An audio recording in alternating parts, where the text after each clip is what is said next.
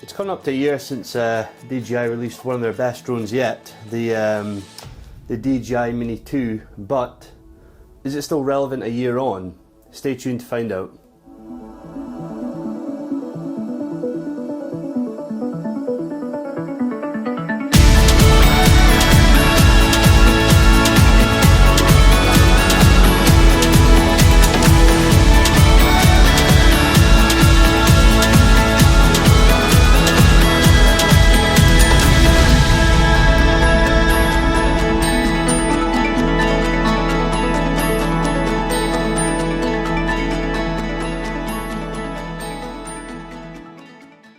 So when I bought this drone last year, I originally upgraded it from the original Mavic Mini, and to call it an upgrade was a bit of an understatement because, yeah, there was massive improvements with this. The only reason I bought this drone is because I wanted it to have it as a hobbyist drone. So what I mean by that is I wanted to keep my Mavic Platinum Pro at the time as my work drone, just one that I used for work, and keep the hobby drone separate in case anything happened, if I brought on holiday and then one smashes and then that's my work drone gone. Whereas if I lost my hobby drone, it wasn't the end of the world, and if my work drone crashed, then at least I've got that one as backup. Yeah, so the problem being was, when I got that drone, it had pretty much cannibalised the Mavic Platinum Pro, and what I mean by that was, it was better, believe it or not. It had a longer flight time, had a wider field of view, and what I thought, in my opinion, it had a better camera quality. And it fitted in my pocket, like it fits in my pocket. So that's when alarm bells started ringing and I thought, I need to upgrade. Long story short, I sold the Platinum Pro after I got this and got the Mavic 2 Pro, which was an upgrade. It still is, I mean, still a fantastic drone, but that's not the point. The point is that this drone can definitely be used in a professional environment, and yes, I have used it in a professional environment where to make money from it, not just for holiday movies and that, but yes, it's that good, a drone.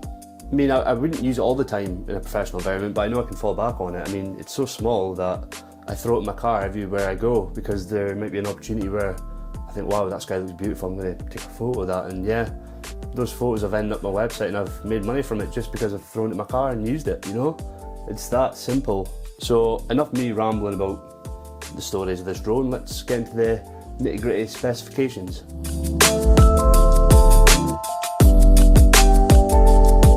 The biggest selling point of this drone is that it weighs 249 grams. Now, not just is that incredible, but it's deliberately 249 grams, not 250 grams. If your country has flight restrictions for drones that weigh 250 grams or more, then yeah, that it unlocks that automatically, you know, it's that good. Not only that, I mean, if you've got a small job abroad or like anywhere that you need a flight and you can only afford to bring hand luggage with you, then it's perfect. It's so small, it's so light, it's perfect. Fit it in your pocket, fit in your backpack, fit it anywhere. It is just so good. And one of the best things about this drone actually is it's so quiet. So there's times where you take off and then you fly it a bit away and you can't hear a thing, which is quite important, especially if you're working in an environment where you don't want to distract anyone. I mean, I've had drones in the past where they sound like wasps, and yeah, that's a bit of a problem. So no, that's the way.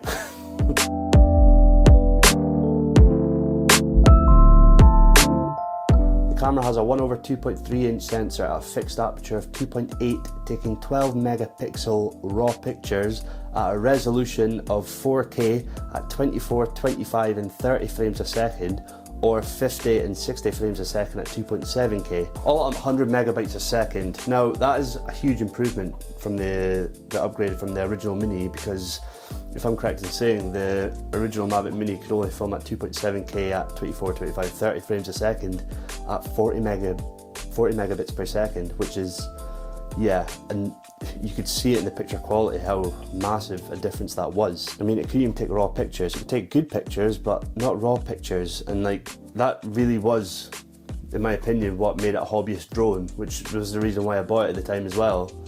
And I paid for that. I knew what I was getting with it, so I wasn't complaining, but that's what was one of the reasons why this is such a great upgrade, you know? I mean, the first thing I was impressed with, I mean, when you're buying a drone, you're not buying it for anything else but the footage you get from it, you know, and obviously how it performs in that. But the first time I took this out was actually on a work trip to Dumbarton, and I had no intention of using it, but it was such a lovely day, and I thought this is going to look good in the footage. So yeah, I got permission, I got the drone up, got some lovely footage, and wow, when I was back in my office editing it, I was totally blown away how good it looked, and that was quite mind-blowing for me, because I was so thinking that, you know, okay, it's just the Mini 2, can't be that big an upgrade, but I mean, it looked stunning, to say the least.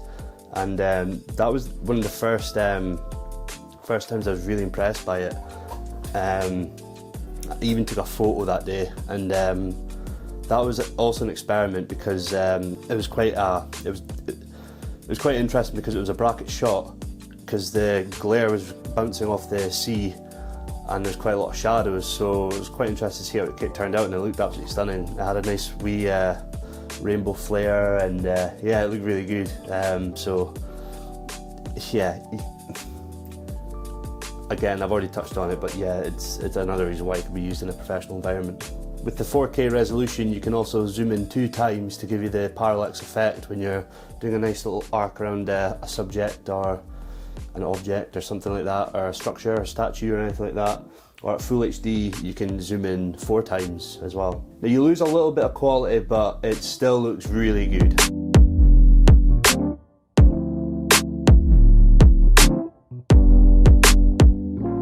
One of the built-in camera features this drone comes with is the Quickshot modes. It only films at 30 frames a second, which is slightly annoying considering we use 25 frames a second anyway in the UK.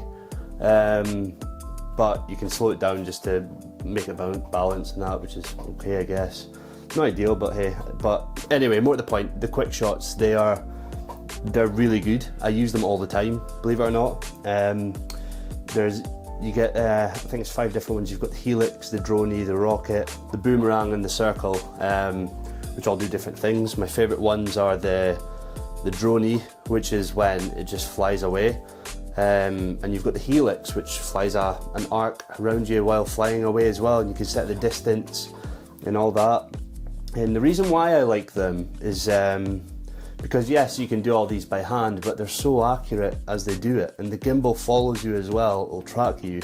It's not quite active track, but it's still very good, and it's great just for, you know, I use it all the time when I'm vlogging. So there's been times where I've got the drone up, and then I'll draw a cross around me, and then I'll just put the controller by my side and just walk away, and then the drone just does its thing as it records you, and then you can slip that into your video, which looks a lot more appealing to the eye than just a talking head like now, you know. You want to break it up, and I think it just adds something a bit better to your videos too. I mean, for the Boomerang and the Circle, I mean, they've got their values too, and the Rocket obviously, but that's the main ones that I use, and I think they look really good.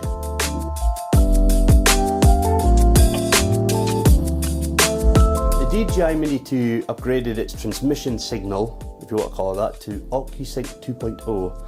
And if you don't know what that means, that basically means you can fly your drone 10 kilometers away with an indestructible connection if you want to land yourself in jail.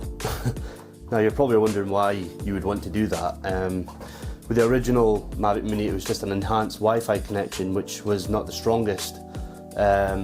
If you basically flew it behind a building or something, you'd get a very weak connection, and if you decided to fly it a bit further, you'd lose your connection, and then you'd lose your drone, you'd end up in a hot sweat. And so the reason why they upgraded it to 2.0 is so you get a more indestructible connection.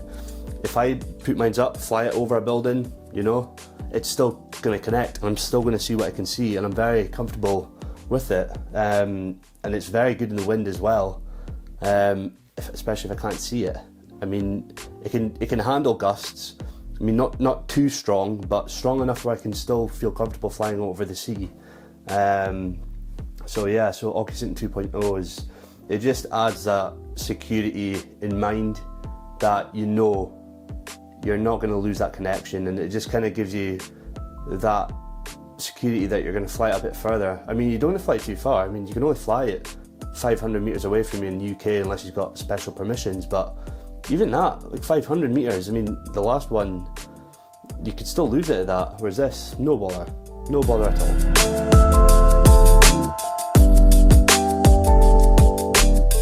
The DJI manual claims that this drone can fly at 31 minutes, and if I was to give you my 2 pence, I would probably say 26 minutes on a calm day.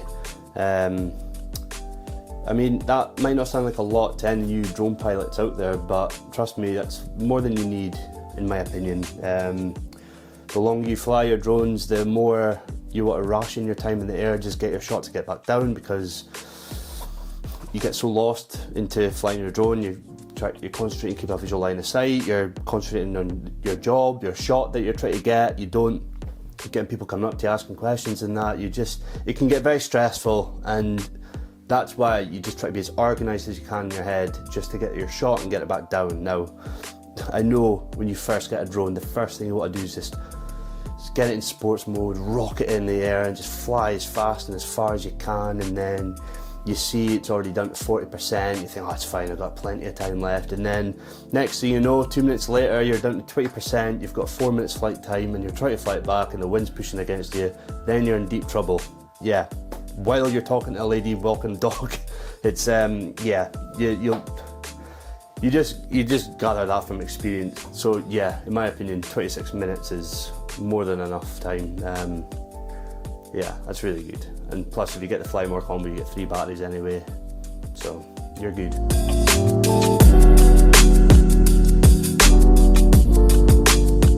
Because of the size and weight of this drone, it's very easy to hand catch and take off from your hand, in case you're in an environment where the terrain wasn't good, where the propellers would bounce off the grass or it was too wet or whatever, like I'm going to show you in this video right now.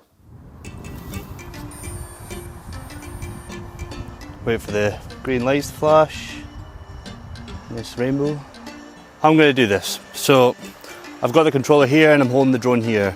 Notice how I'm wearing a glove because the propellers will cut your finger. It's happened to me before. Don't recommend it. Blood everywhere. So what I'm going to do is I'm going to bring both these controllers in so I can let it off. So here we go. That's the propeller starting to go. And then with this controller here, there you go. There it is. Now, the only reason you'd maybe want to do that is because, like, in this case, there's a lot of grass and it's very long, and maybe you've left your landing pad at home when you're on site. And with a drone like this, I'm so comfortable to take it off and lift it off in my hands. So, yeah, no issues there. It's very light. You can maybe just hear it, but it's not actually that loud at all. So, I'm actually just going to fly it here a bit. You can maybe just hear it. You definitely can't hear it now. I can't hear it. So what I'm going to do now is I'm just going to bring it back. Here we are. Can't see it. Going left-handed today because I've lost my right glove. So here we go. You bring it down like that, and then that's it. Get a good grip. Go right under, flip her down, and then yeah, there you go. And trust me, that was only one take.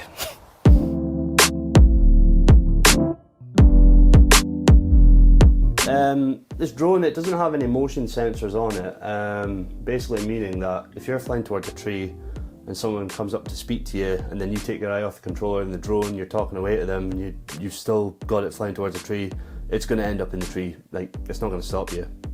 So yeah, it's something to be careful of. As well with Quickshots, if you drag a box and then you decide to do a helix and there's a big tree, don't expect it to stop. You need to stop that for it because there's no motion sensors on it, which isn't necessarily a bad thing in my opinion. I mean, with the other drones I've got, you could just turn it off and it'll stop beeping if you want to get somewhere quite close or anything like that.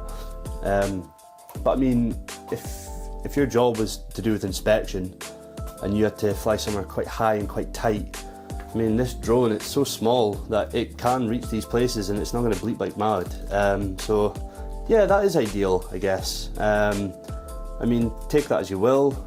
It doesn't put me up or down. I very rarely have to rely on the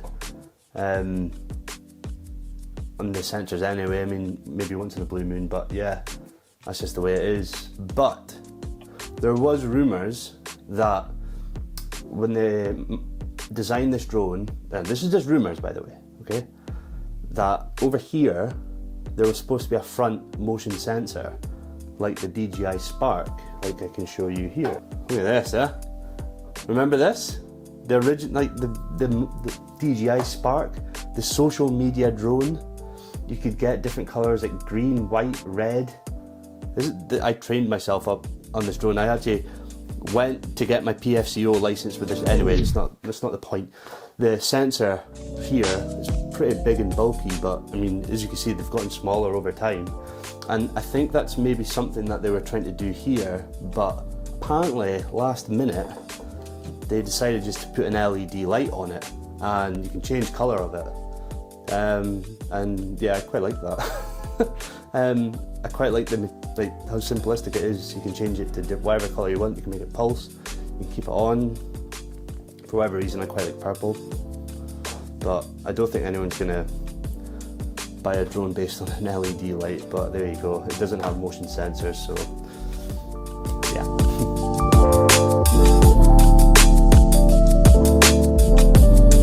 So you can buy this drone for £419 or the Fly More combo for £549, which I would personally recommend. Why I would recommend that is because you get this little Ocusync bag, which I'm assuming it's weather sealed, considering the zips. Like when you zip it up, it kind of seals it shut too, as you can see there, which is very handy. You get 2 extra batteries, so you get 3 in total, and you get this battery charging case, which is very handy. You get USB-C cable, you get all these propellers as extras, I guess, which does come in handy if you damage your propellers. So yeah, so you get a bit more flight time, which I think it's handy, because if I am on holiday and I do bring that drone, I could fly that thing all day and use all the batteries, no bother. So it's a good value. Well, since the launch of the DJI FPV and the DJI Air 2 and Air 2S, they've reduced their prices, and since the launch of this drone, this hasn't dropped its price once. So the answer to my question is yes, I do still think it's worth that price. I really think every videographer and photographer should actually carry one of these, because the content you can get from it is just unbelievable. It's so good. Yeah, since the launch of this drone, it's never let me down once. I mean, I've got DJI Refresh with it, but I'm so careful with what I do with it, and the footage you get from it is just so crisp. The photos look so professional, and you know what? I can honestly say I've made my money back from it, from the photos I've taken. You know, it's what you do with it that counts, I guess. And for me, that is a good investment. If you make money back from your investment, it's a good investment, and it is. You don't buy it for a toy, you buy it for what you can do with it. So for me personally, yes, the DJI 2 is still very much relevant in 2021, and I still think it will be in 2022, given how fast technology is moving on. It is still a fantastic drone. I mean, whatever the Mavic Mini 3 comes out with, whether it takes 20 megapixel photos or 48 megapixel, or if it can film at 5.4K resolution, or it's got a 1-inch sensor, I don't know. I mean, it's going to take a lot for me to upgrade to it, because right now it is just the perfect drone for me, and I can't see myself upgrading from it. I'm a gadget addict, so I probably will, but it really is my favourite drone. I love it. It is just everything about it, the size, how quiet it is, everything you get from it is just so good. So yeah, it's very much still relevant as it was a year ago. So thank you for watching my video. Be sure to check out my website, where you can see some of the photos I've got off this website, and feel free to even buy a photo if you'd like. It's a shameless plug-in. I must admit, it's the most shameless one I've done since I've started this YouTube channel. And yeah, thanks so much for the support and watching my videos, and please remember to subscribe. I've got a new button, you know, I'm going to put it right here. There it is. Yeah. Anyway, yeah, and feel free to follow me on Twitter or follow my Instagram page and Facebook page at Glenn Cairns Video Productions. So yeah, thanks for watching, and yeah, until the next one, see ya.